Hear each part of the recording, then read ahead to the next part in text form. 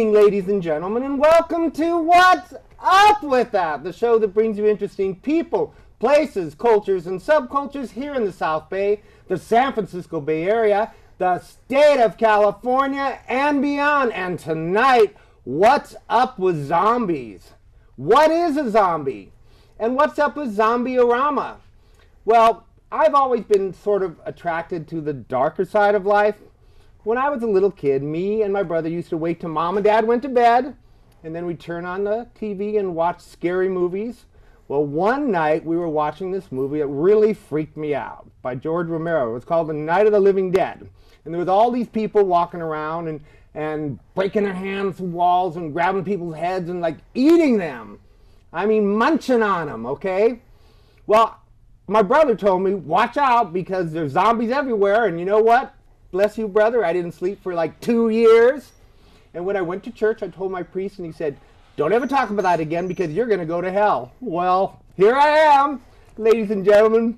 Tonight we're going to talk about zombies with two zombie experts. Please welcome Dan Votto. He is the president of SLG Publishing. What's up? How you doing? How you doing? And Maureen Beaver, she is a zombie enthusiast. So let's get the show going. So what do either of you know about the origin of zombies? The origin of zombies. There's the sort of zombie lore, the folktale. well, zombies go back. The notion of people rising from the dead is as old as people dying. Right. So, and every culture has its zombie zombie lore. And depending on where you go, it's sort of traditional. The zombie that, like we're seeing here, is sort of a unique American fascination with. Dead rising from the grave. Decaying corpses coming up. Yeah, and nice, good family stuff, right? going to. Good family values. Well, sure. And you think about what is the fascination with the dead? What do you think is going on with that? It's. Go ahead. I was going to say, that goes back to that goes back to the fear of not knowing what happens after you die.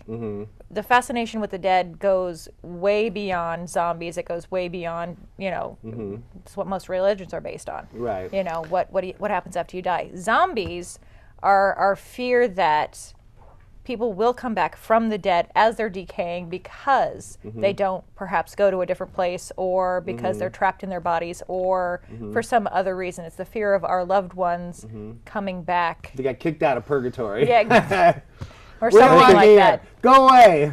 Well, to a certain degree, too, it's the fascination with death. This kind of celebration of it is sort of a resignation, for lack of a better word, that we're all going to die, and so let's just have some fun with it. Right. Because we all know that we're not rising from the dead in any way, shape, or form, and it's kind of fun to play with this sort of visual imagery in your lifetime, and as a way of sort of embracing the notion that this is where we all end up. And also, I think people like to play. Yes. Yeah. So the chance to play Dead. is But not pretty dead. good. Right. So zombie culture, okay, it's worldwide, I would suspect. I mean, from what I understand, even in America they have voodoo, they have all different kinds of voodoo's actually, I guess sort of religion. It is a Based religion. thing. When you prepare for your zombie role, what do you think of? Rotting corpses. Okay. It's not so much a religious thing, because I think what you're trying to say is a lot of the original zombie lore that we know of in the United States, as far as I remember, or as far as I know, comes from voodoo and the people who would be able to control the dead, the freshly dead, for a while. The zombie masters who would raise people from the dead and have them doing their bidding. So how freshly dead is freshly dead? Like, boom. Well, from some of the lore I know, the more freshly dead you are, the easier it is to bring you back. So the fresher the corpse, the easier it is to make a zombie. Okay. The more dead the corpse, the longer the corpse has been dead, the less humanity or whatever clings to it, it's harder to bring it back. Yeah. I know in Haiti this is a big thing, this whole notion. So the keys to a zombie, what are the elements of a zombie? What are the key elements of a zombie? Rotting flesh. Rotting flesh, torn clothing, something that, you know, really good zombies have, you know, a story of how they died, why they look the way they do, you know, whether they were crushed by a piano or nailed. Right. Oh, so the more grotesque the... Well, no, actually, what you have to kind of, you've been sort of touching on sort of the zombie as a character in folklore, but what you're seeing here, the way that Maureen is dressed, this is more of the pop culture, uniquely American representation of the zombie, because generally, forgetting the Haitian type of zombie, take that aside, because you don't actually die in that ritual. You're just sort of placed under someone's spell, and then you lose your control. Okay. So those Haitian zombies are... So that's just someone in a trance or something. Essentially, right. And that can be actually real, because people do that, and they use, you know, drugs or whatever to keep people under in their thrall, so to speak. This look of the zombie, it's... Exactly.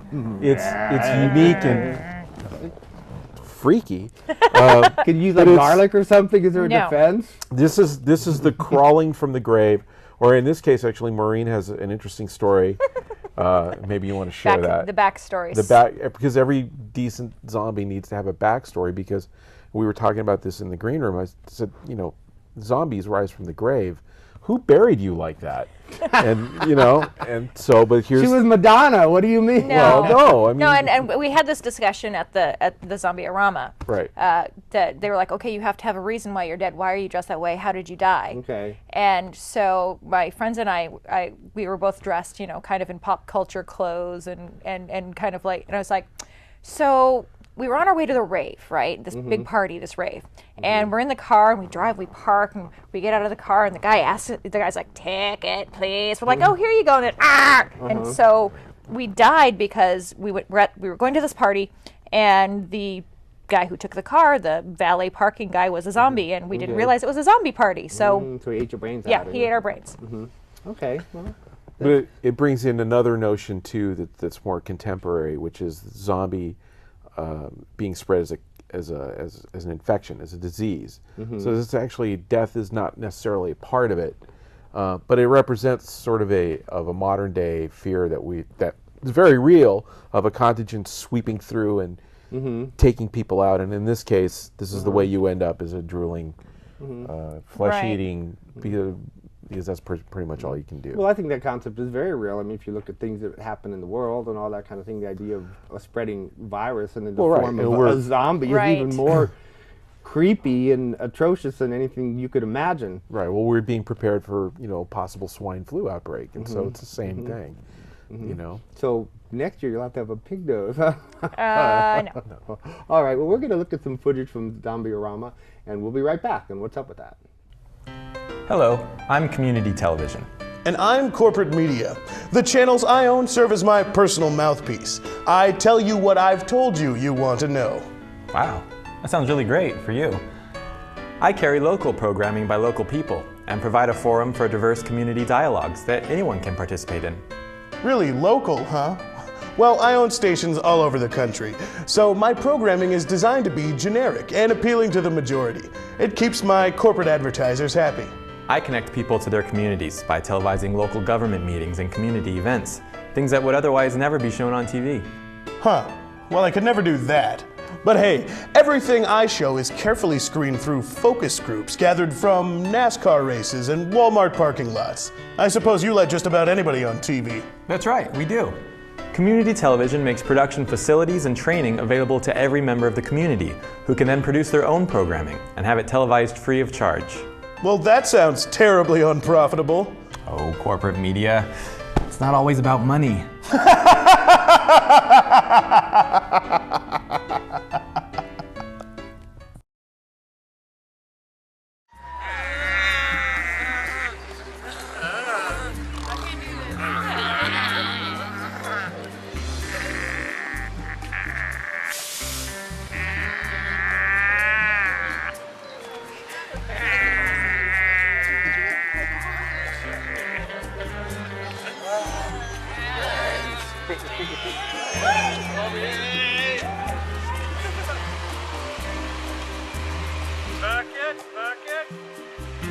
Come on, spastic zombies. Spastic zombies of the world unite.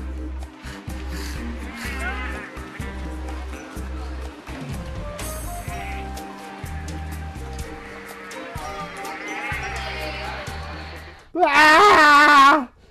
Oh, those are some freaky looking people. So, Zombie-o-Rama. How did you come up with the idea for Zombie-o-Rama? Well, I have a downtown business, a gallery, and in the area, the San Jose Downtown Association sponsors during the summer, a weekly movie night, and they move them around the downtown. And they were going to show Shaun of the Dead at my suggestion, and I said, if you show Shaun of the Dead, we'll put together a zombie crawl. And basically, my idea was to do a pub crawl. Okay. And sounds good. Well, yeah, and it's been I'm good with that.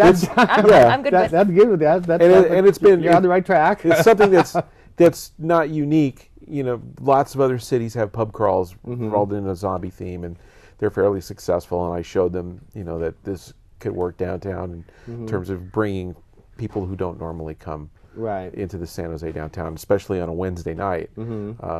And the added addition of having the movie there created some sort of undead critical mass, and nearly we were expecting somewhere between 50 and 100 people to show up. My estimate was between 600 or 700 people. Wow. The San Jose Downtown Association estimated it closer to 1,000, maybe even over. Nobody really knows because people went flooding out into the downtown, and not everybody came back to watch the movie. Right. Oh yeah. I could see the people at the Fairmont. Like, yeah, there's a little unusual about this. Yeah. Well, there's some people who work out at Bally's Fitness who probably are still a little freaked out. Matter of fact, I went there. I take a walk around downtown pretty much every day. And a week later, they still had not gone out and cleaned off the makeup from the outside glass at Bally's. And I was just picturing all these people on a treadmill, and people were going, it was like a face mat or, like face imprint left on one of them. So somebody got really aggressive. So what kind of preparations do you have to do to get ready for Zombie-o-Rama? I mean, including city permits and all that kind of stuff. Well, there were no permits involved. I mean, there were permits in regards to the showing of the movie, and they had that all. But even that was being done on private property. But what we did was basically just show up dressed as a zombie and go to these places and come back and watch the movie. It wasn't. We never intended it to be as big as it was. It's great that it was, and now people are saying, when are you going to do something else? But it was really, it took me by surprise. It also took me by surprise a number of families who turned out, because we were publicizing this as a pub crawl, and people showed up with their kids, in strollers, and we're kids aren't screaming or anything. No, and they're dressing their kids up They were dressed up as zombies. Oh, okay. Yeah, the kids. It was like zombie family. Okay, I see. And so what we did was that we had places where you could go and get made up for either free or a nominal charge. So that's cool. So that's people great, who ordinarily would never have done something like that had an opportunity to participate. And I think that's one of the reasons it was as successful as it was. Well, I think that's a very strong possibility why it was. And I mean, making it accessible to people. People don't know what to do. I wouldn't know what to do to prepare for a zombie. Let's talk about a zombie costume. Okay, you've probably seen a lot of them. I mean, when you think of a zombie costume, what are the essentials of a zombie costume? Well, there's always makeup. You have the white, dead-looking face, some sort of scar or lesion or some way that you died. So you have to figure out how you died, and then you have to make the makeup correspond to your death. And stay in character. Well, you don't have to stay in character the whole time, but most of the time is fine. Few pub visits. Well, right? it's not as hard as you think. But there are certain times you don't want to stay in character. So, if you're doing a foot drag across a street, stopping traffic, you're going to get a talking to from someone official, and that's probably not what you want. Right. Yeah, we did make up flyers beforehand, and we had a website for Zombie-o-Rama, and we put a code of conduct up there which we'd borrowed from other from other crawls, and one of them was walk at a normal speed through the crosswalk. If a police officer or something comes to you, they're not going to be amused by you. Just to answer the question, Right. Yeah, I don't know. Whatever. And the other thing that I don't think ever came into play was don't be surprised that even if you have an ID, if you're going on the pub crawl part of it, that you might not get served because it's hard to tell who you are from. I mean, I don't look like anything. At Oh, least I okay. hope. The I don't look a whole lot identification like issue. I look like Okay. on my ID. Yeah. Yeah, it's Okay. if I do, then That's I'm really afraid. I never thought about that. That's actually really good. I bet you that's a big thing in Halloween too. Then. yeah. Well, yeah. There's a Really lot dawned of. on me. My wife used to work at Valley Fair, and they had a big Halloween promotion where they would encourage people to come down and trick or treat with their kids and come into the stores. Well, she worked in a very high-end jewelry store. The last thing you want in that environment is someone walking in with a mask because Oh yeah. that's the way all robberies are. yeah. Like, hello. Yeah, that would be a little bit weird. Yeah. So, a veteran of the Zombie-o-Rama, Zombie Walk. Tell me, what are some of the most coolest zombie things you've seen? The coolest Like zombie costumes or so acts or there whatever? there actually were a lot of really cool costumes. I didn't get to see all of them. I did see pictures afterwards of some that I missed.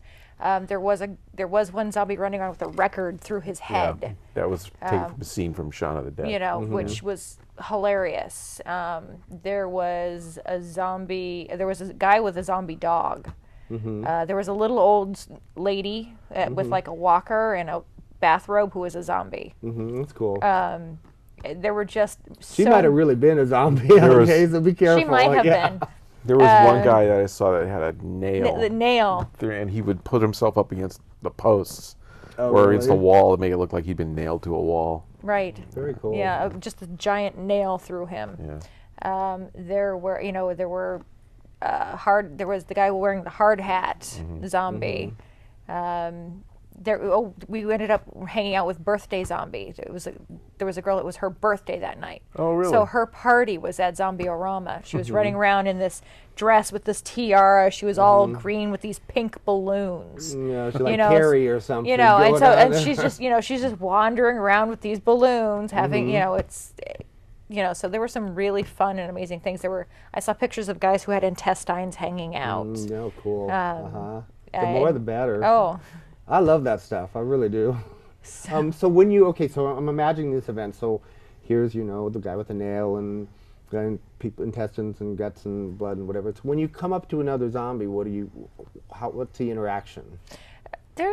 Zombies don't eat zombies. I mean, let's face it, the flesh is dead. It's not tasty. No matter it's how rotting. hungry you are? No matter how hungry you are, you're not going to eat another zombie. It's just not appealing. Rotting flesh isn't even appealing to the dead. So usually there's just kind of like moaning and mingling and interacting, and then either all wander off in the same direction or depending upon how that goes. I mean, it depends on whether or not you get along with zombie or if you're just ignoring each other. I think next year I'll show up as a maggot. That would that would be. You can just attach yourself to a zombie. Exactly. And, it would be great. Well, we're going to look at some more photos and footage from Zombie-o-Rama. So check it out. It's really cool.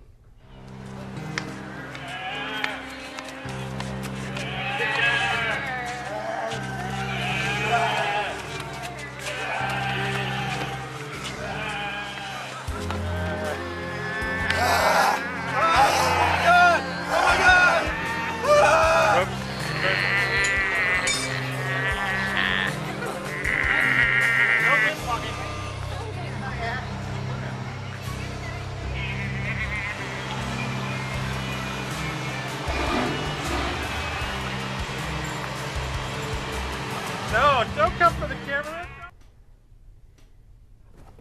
Whoa! That's some pretty scary stuff there. Well, a lot of zombie culture, I think, for Americans, and you've been making this distinction about the American version of zombie culture, comes from horror films, zombie films. And I said in my intro, I remember when I saw the George Romero Night of the Living Dead, really freaked me out. I mean, seriously freaked me out. And the notion that I could be trapped in a shed or whatever in a house, and I keep peering out the window, and there's just more coming. No matter how many they kill, more come and come and come. What about you? What zombie films do you come to mind to you that influenced your zombieism? My zombieism. Well, there are lots of zombie movies, of course, out there. I think one of the first ones I remember watching was Night of the Comet, which, the comet flies by. Most people are disintegrated into dust, but some of them are only sort of exposed, and so they become zombies for some reason and try to eat other people. Probably trying to refresh their own vital, blood supply and organs through consumption of others. Yeah. I never really figured that out. I'm sure there's a reason. Oh, I'm sure there's a reason. But only they know it. But there have been so many zombie movies. Night of the Living Dead, Return of the Living Dead, a good portion of, what are the ones with, who's the guy, Evil Dead? Yeah. Evil Dead, the more funnier versions of the... Yeah. It's an interesting development in zombie movies as they go on. They've always sort of inherently been funny because it's just kind of funny. Right. Right? But it's creepy now, funny. Yeah, it's sort of a take on it now is that they're just comedic.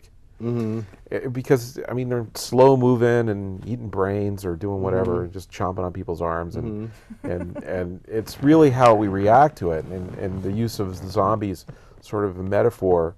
Like you talk about Dawn of the Dead, and you use zombies as the movie was sort of a metaphorical use for racism.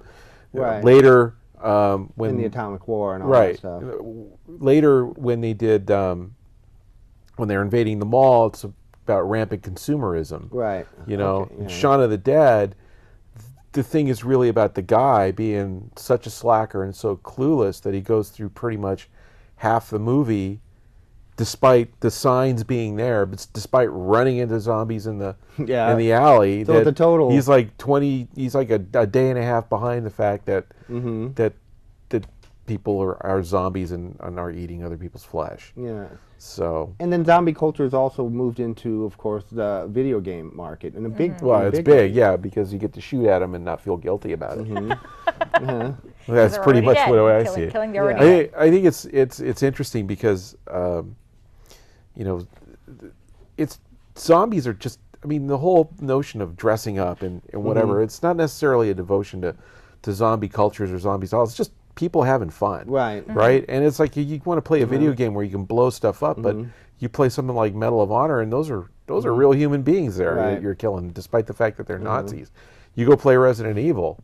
It's zombies, and it's on, and it's like one at the head. That's what you really got to go for. Yeah, but of course, they still come under a lot of scrutiny by people who don't want to have their kids shooting at anything. I think they might flip to zombies. And that's fair enough. Yeah. I'm just saying, for some people, it's quite a release, and it's much more gratifying to shoot the undead than it is to. Well, I'm sure it is. Then because they're pretty freaky looking. Well, and it's more fun. You don't have that little slight guilt because they're already dead and they're scary. Yeah. Right. Yeah. So. They need to go away. They need to go away, otherwise they will eat your brain. Or eat my dog. Yes. Or they will eat your dog. Yes. Or they will eat your whatever. Right. And so you also publish comics. I do. And you have some comics that are about zombies. Tell me about that. A few. There are loads and loads of comics about zombies. Right now, or in the last few years, the easiest way to sell a comic has been to put a zombies in or to put a zombie theme in it. So we have some that we felt were a little different. One that we did that was very well received was this book called Dead Eyes Open, where the dead rose from the grave, but rather than being these brainless, wandering flesh eaters, they retained all their memories and all that they had as the living. And what they really wanted to do was just go back to work, go back to their families. Yeah. And have a normal conversation. Yeah, and then they were been for the last 1,000 years. Yeah. People were integrating back into society, and then there's this whole other subplot with the government, whatever, trying to. Well, there's got to be conspiracy. There is always a conspiracy. That's important. Another book that we did was called Zombies Calling by a Canadian cartoonist named Faith Erin Hicks, and her thing was about the lead character who was just inundated in all manner of, or not inundated, but steeped in all manner of pop culture. She watched every movie, every science fiction movie, every horror movie, read all the comics and everything.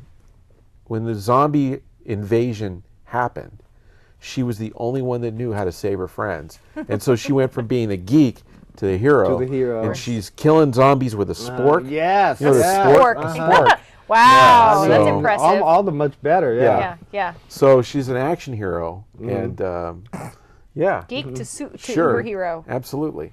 All right. And, Well, we only have about 30 seconds left. What's the future of Zombie-o-Rama in San Jose? There will be another one. Yes. We'll figure it out how. I have actually set myself a goal of trying to keep this going and challenging, if not breaking, the record set by in Seattle of 4,000 people All right. that showed Nice. up. And All I think right. it's possible since close to 1,000 showed up, and we didn't really even know what we were doing. Right. So Hey. and there might be something happening a little closer to next summer. too. Yeah. Well, I think a lot of people are excited about it. So, I mean, you're going to have these people going, Ah, brains. That's right. See, there you go. That says it all. Right. All right. Well, thank you very much for coming on the show. Sure. Thank you. Thank you. Pleasure. What's up? As always, don't eat my ass. And to our viewing audience, as always, if you're walking down the street and you see something interesting and you wonder to yourself, hey, what's up with that? Get away from me! Well, tune into our show, What's Up With That, and maybe you'll find exactly what you're looking for. We'll see you next week on What's Up With That. If I'm still alive, good night, everybody.